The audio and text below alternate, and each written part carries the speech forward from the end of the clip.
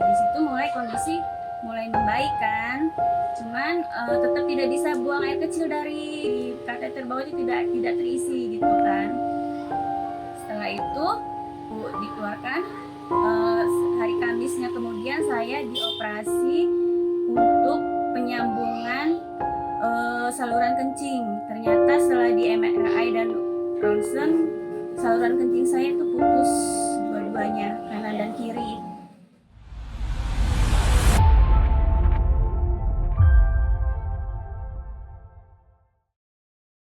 19 Juni saya itu merasa tidak enak badan kan, itu badan saya panas, mual, terus sakit kepala, tidak nafsu makan seperti itu. Terus malam harinya selepas Isya itu saya berangkat ke rumah sakit Adven menuju IGD-nya. Di situ diperiksa oleh perawat kan, diperiksa, darah saya diambil untuk cek lab. Terus perut saya itu diperiksa juga oleh perawat itu dan dia mengatakan, "Ibu kok perutnya keras?" kata dia. "Ibu sudah pernah USG belum?" Ya saya bilang belum gitu. Terus setelah itu kan kami menunggu hasil lab cek darah.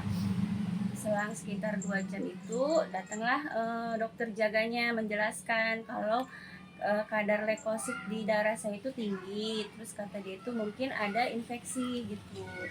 Terus setelah dari itu kami masih disuruh menunggu lagi gitu. Tidak lama itu datang lagi dokter jaga lagi mengatakan kalau HB saya rendah 7 kata dia begitu. Terus kata dia ibu harus transfusi darah gitu kan. Jadi disarankan rawat inap. Keesokan jadi saya masuk ke ruangan Adven itu sekitar jam 3 subuh, masuk ke ruangan rawat inap. Keesokan harinya itu hari Kamis tanggal 20 itu saya di transfusi darah 1 kantong. Jadi setelah transfusi darah itu saya dibawa untuk USG. Dari hasil USG itulah diketahui kalau saya ini ada pembengkakan di ginjal sedikit katanya. Itu kan yang masih menjelaskan dokter penyakit dalamnya, dokter Benny. Terus dia bilang katanya ginjal saya ada pembengkakan sedikit karena tertekan sama saluran kencing, dan di situ juga diberitahu kalau saya ada miom. Miom itu sudah sebesar sekitar 11 cm diameternya. Kemudian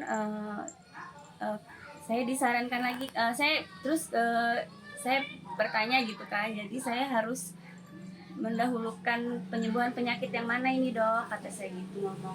Dia juga bilang karena saya ada batu empedu tapi itu tidak usah dihiraukan kata dia karena masih kecil ininya, masih kecil ukurannya gitu.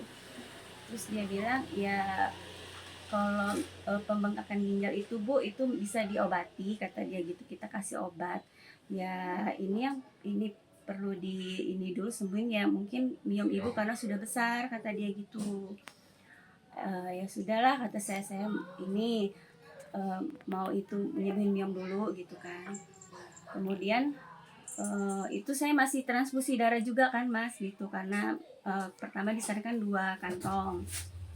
Kemudian perawat datang kan terus bilang, "Ibu mau dengan dokter kandungan siapa?" kata dia begitu.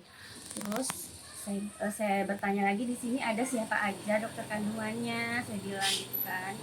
Disebutin dia ada 3 orang. Terus sebelumnya saya itu memilih dokter kandungan yang perempuan, tapi jawaban si suster dokter kandungan yang perempuan sedang cuti.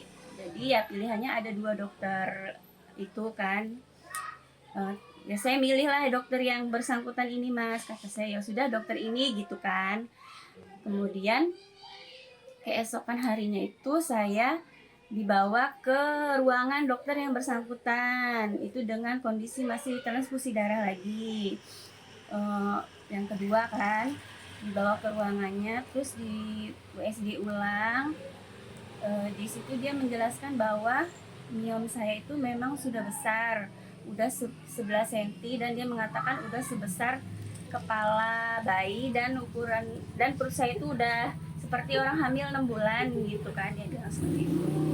Terus Bu ini kata dia harus diangkat terus dengan rahimnya juga kata dia gitu, karena miom itu sudah di atas 10 cm, jadi harus diangkat dengan rahim karena sudah lengket kata dia gitu. Terus ya saya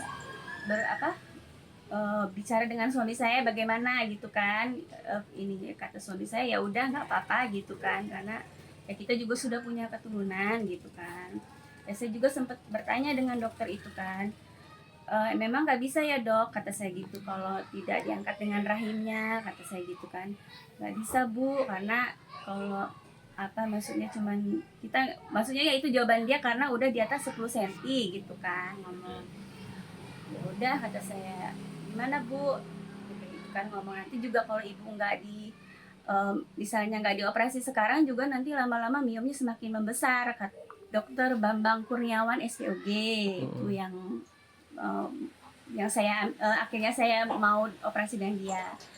Terus ya udah akhirnya di situ menetapkan, ya udah bu nanti hari Senin tanggal 23 Juni pagi kita lakukan operasi kata dia gitu. Ya siap ya bu, iya siap kata saya, insya Allah saya siap gitu kan. Terus ya saya sempat bertanya itu operasinya seperti apa sih dok, ya seperti operasi sesar lah kata gitu, cuman bedanya ibu tidak mengeluarkan anak kata dia gitu kan, kata dia gitu, itu seperti operasi sesar kok bu gitu. Ya udah jadi saya udah setuju Senin operasi, jadwal operasi. Jadi sebelum operasi itu hari Minggu itu saya ditransfusi lagi darah 2 kantong karena untuk persiapan operasi. Ketemu jadwal hari Senin kan, udah siap, pagi udah siap. Tapi sebelum operasi itu saya tuh kencing masih lancar ya mas ya. Ibaratnya saya tidak ada keluhan sakit atau apa, itu tidak ada, kencing masih lancar dan istilahnya tidak sering juga gitu kan.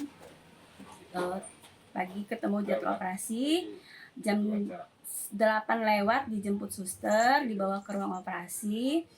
Terus tindakan operasi itu masuk ruangannya sekitar jam 9-an, 9 lewat karena sebelumnya ada pasien yang dioperasi juga sih. Terus selesai sekitar jam 11-an lewat lah kalau nggak salah gitu kan.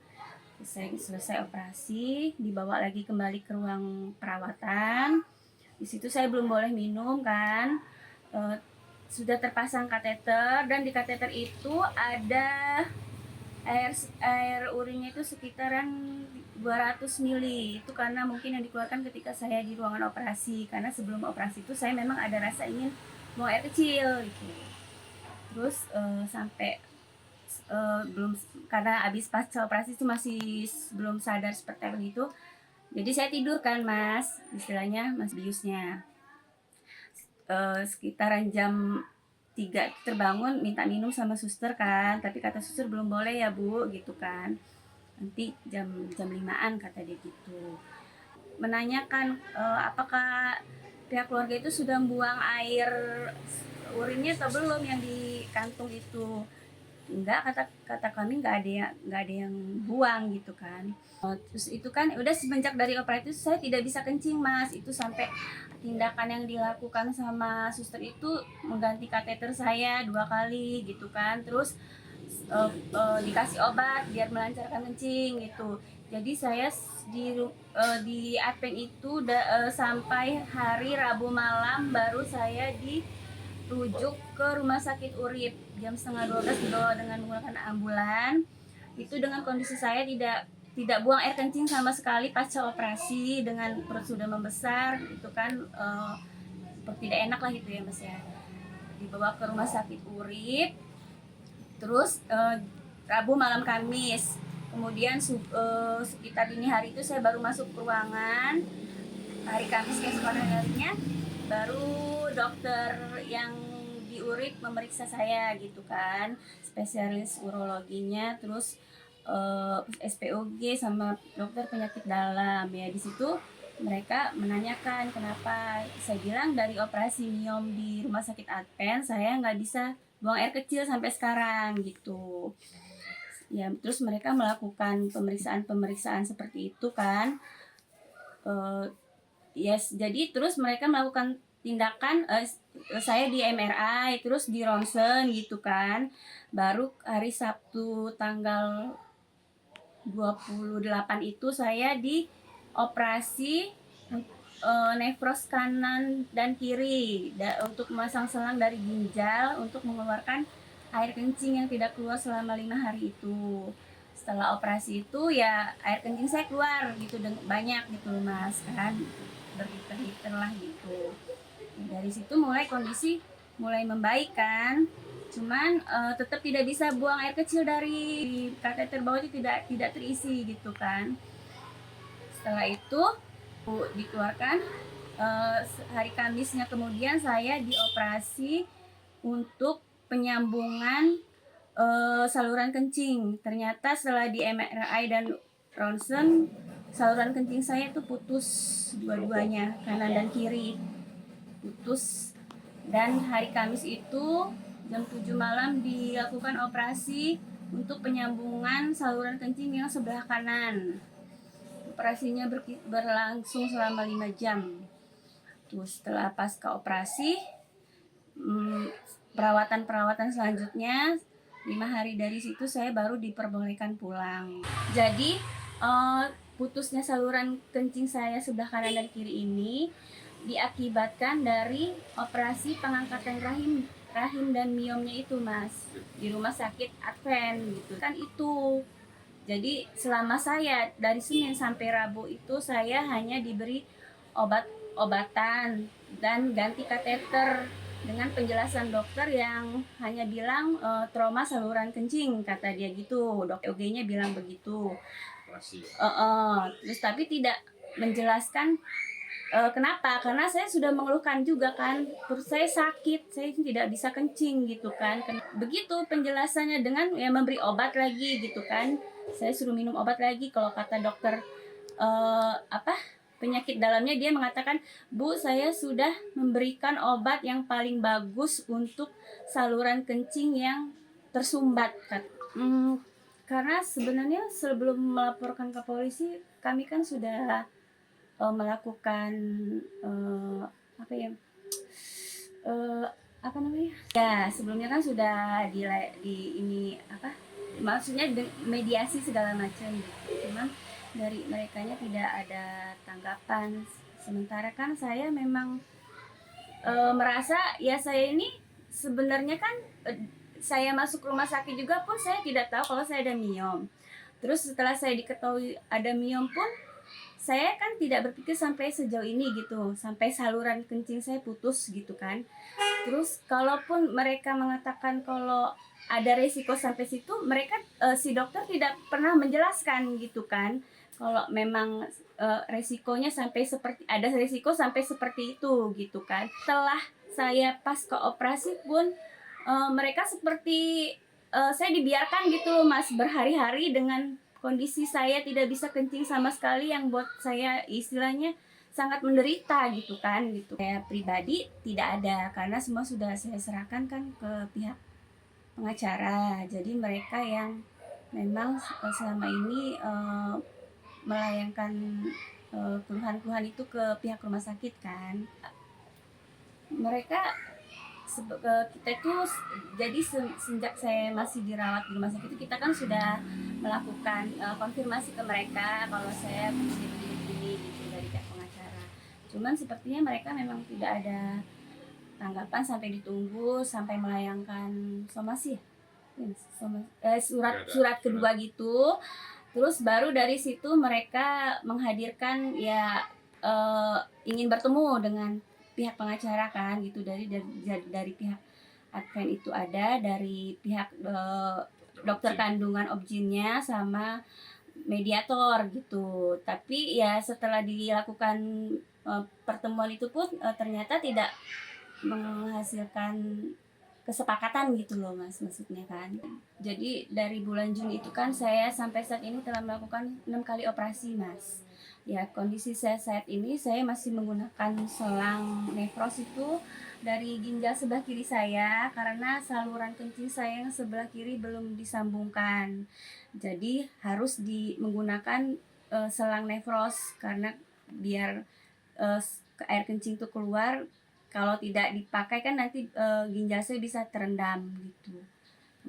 Eh, Ketika saya tidak bisa buang air kecil itu, ginjal saya sempat terendam, kadar racun saya sudah mencapai 10 dan saya hampir melakukan cuci darah. Tapi karena setelah dioperasi pada hari Sabtu itu, alhamdulillah ya saya tidak sampai cuci darah gitu kan Mas.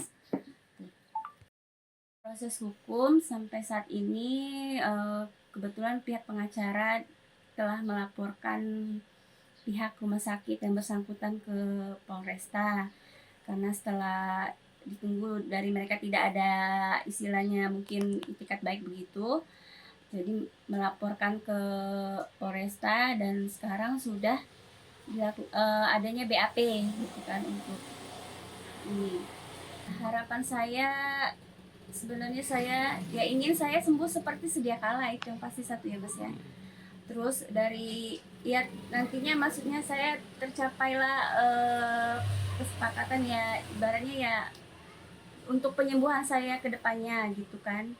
Karena kata dokter yang menangani proses penyembuhan ini lama, tidak bisa sebentar gitu kan. Prosesnya lama. Jadi ya harapan saya ke depannya dengan adanya proses hukum ini ya bisa mencapai apa yang kami harapkan gitu kan, bisa